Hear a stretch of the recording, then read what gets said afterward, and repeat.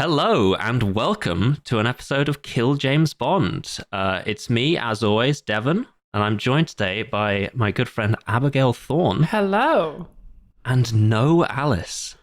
I'm scared. I don't know what I'm supposed to do without an Alice. This is like Mum's gone on a night out, and then she's like, "There's pizza in the oven. Just don't burn the house down." She's left us a DVD to watch, which was an educational program, but we've swapped it out with the Akira Kurosawa classic Seven Samurai.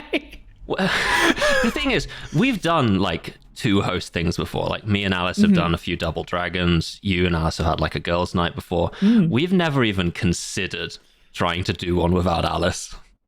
And I'm not really sure how it's going to go, but like... anyway, listeners, Alice was involved in an explosive sexual accident. She was having sex with 3 or more 10 out of 10 baddies and somehow contracted COVID. Yeah, this was during the Trash Future Spit in My Mouth tour, which it turns out if enough people do that, you might contract the novel coronavirus. Yeah. Have you heard of this? The novel coronavirus? It's terrible. No, me personally, no. Still haven't ever caught it. No, same. So, weak. Alice won't be being allowed back because this is a no COVID zone. If you've ever had it, you're done. You're out. What's actually happened is she's been called in for her annual review by our employers MI5, and she's had to miss that. So. Yeah, it's a shame, but I mean, she'll do well. She's been fantastic at she's saying great, things that very strongly imply she has security clearance. Yeah. Without outright confirming it. She killed all those people too, which I think they're really happy with. The second one's easier. We'll cut that out. So the thing is Alice very much did leave us with a DVD in the player because she suggested this one. I thought this was your pick. It's my bonus pick, and we did 2 westerns, and I was trying to like think about how we can do like a Devon mode twist on a western, and I was thinking about like Magnificent Seven, or like Sukiyaki Western Django or something like that. And she was like, what about Seven Samurai? And I was like, fucking great call, perfect choice.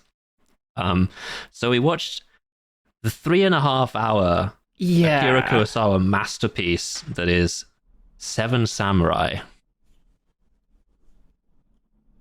I hope someone does. Oh, not that one. Which one? Hang on. Shit. Come. Fuck. Release. Leave all of that. Leave all of that. I get to see how the sausage is made on this one.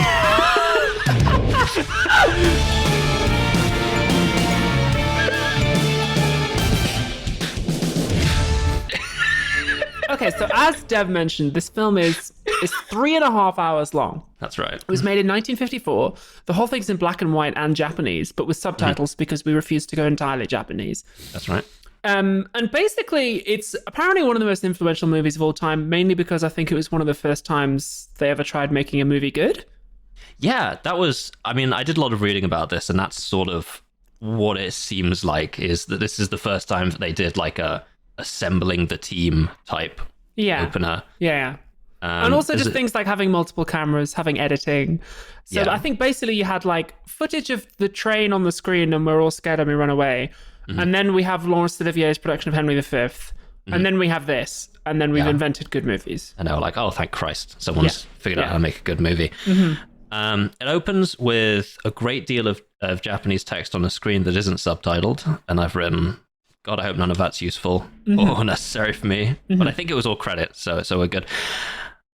And it opens with the line, peaceable people live in terror of the thunder of hooves. Because we're in the Civil War period of feudal Japan. 1586, motherfucker, Japan. 1586.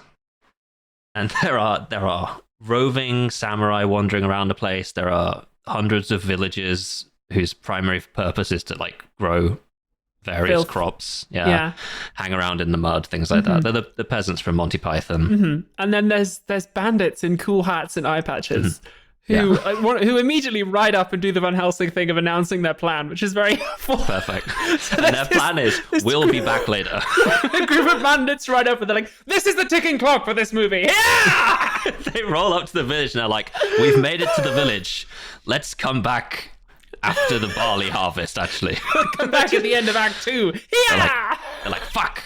Fortunately, Act 2 is in like 2 hours' time. We've got they've got ages. And one of the villagers overhears this and runs back down and tells the other villagers, and they are really distraught because they're like, let's tell the local magistrate, and they're like, that's not gonna fucking do anything. And they're all like really distraught, like kneeling on the ground weeping, like we are fucked because the bandits are going to come back in Act 3. And one of the guys, whose name is Rikichi, who's going to be like one of our main points of contact for the villagers going forward, he's like, we gotta fight back somehow. And they're like, have you fucking seen these guys? They've got like helmets and shit. What have you got? Like a stick? We're fucked, right? We're all fucked. So then we get this fucking amazing line where somebody says, a farmer's only choice is to endure. Which is like, oh shit. They love to like pepper the dialogue with like hard as fuck lines just from a guy, and you're like, oh, cool. Okay. And so basically the default plan is, okay, we're going to give them all of our food and beg for our lives, and then question mark, not starve to death.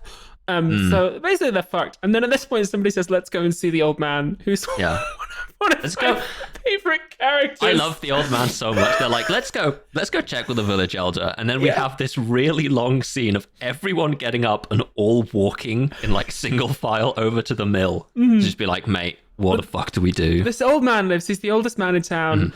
He's constantly making faces like he has diarrhea. He's so good. I love him so much. He's like just this wizard old dude who constantly looks like he's shitting himself.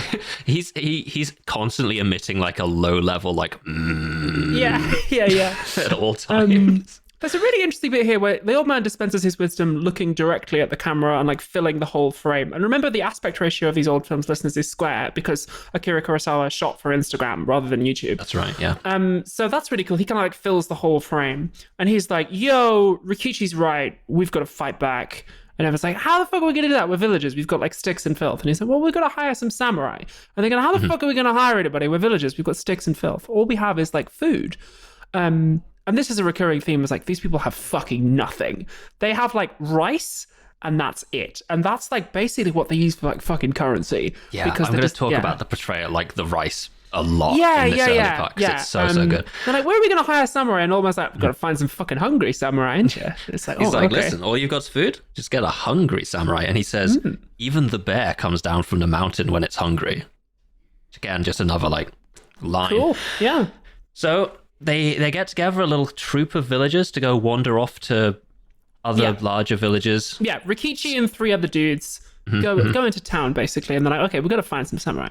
Yeah, and there's samurai wandering around just in general. Yeah, I think is there some kind of like samurai con in town, because there's like fucking loads of them. There's like one shot where like you follow one samurai walking leftwards and he passes 2 other samurai walking right, and then the camera follows them, and then another guy walks left and it follows that guy again. You're like, is it just mostly samurai here? Yeah, it's an all Samuraiville. It's an all samurai town. But in Samuraiville, they try and recruit Get out of here! It's samurai town. They try and recruit one samurai, and they're like, "Yo, we can't pay you, but we can like give you some rice." And he's offended by this. And he goes, "No, yes, fuck off. What the fuck are you talking about? I'm not even hungry. I just ate." And they're like, "Ah, shit, we're fucked." So is now a good time to talk about the rice? Actually, yes, I think we could talk about the rice a little bit. Okay, because so these guys just have like so much nothing. That like a bowl of plain boiled white rice is like the best thing they can offer. Yeah. And they're like, we don't have any money, but I tell you what, we'll fucking give you. We'll give you some boiled rice. You want to see some boiled white rice? Have any sauce? Nah. And to be fair, a lot of people are like, fuck yeah, boiled white rice, let's go. Yeah, because the villagers are just like, well, you can't just fucking give them plain boiled white rice. What are we going to do? We're going to eat millet. Which, I don't know what millet is, but the film is basically just like shit and sawdust. It's dog shit. It's like a grain of last resort. It's the grain of last resort. Yeah, there's a bit later on where like actually we'll get to that when we get to that, I'm sure. Whatcha! But you'll never hear it unless you go to our Patreon for the rest of this bonus episode. That's patreon.com/killjamesbond, all one word. It's 2023, you know what a Patreon is, so you know the deal. I'm recording this quite late at night, just before it gets posted. I'm going to finish recording this, put it in a session, hit mix down, post the episodes, and then I am donezo. And you bet your ass I'm going to be going straight to bed. Thanks for supporting independent podcasting by transsexuals for transsexuals.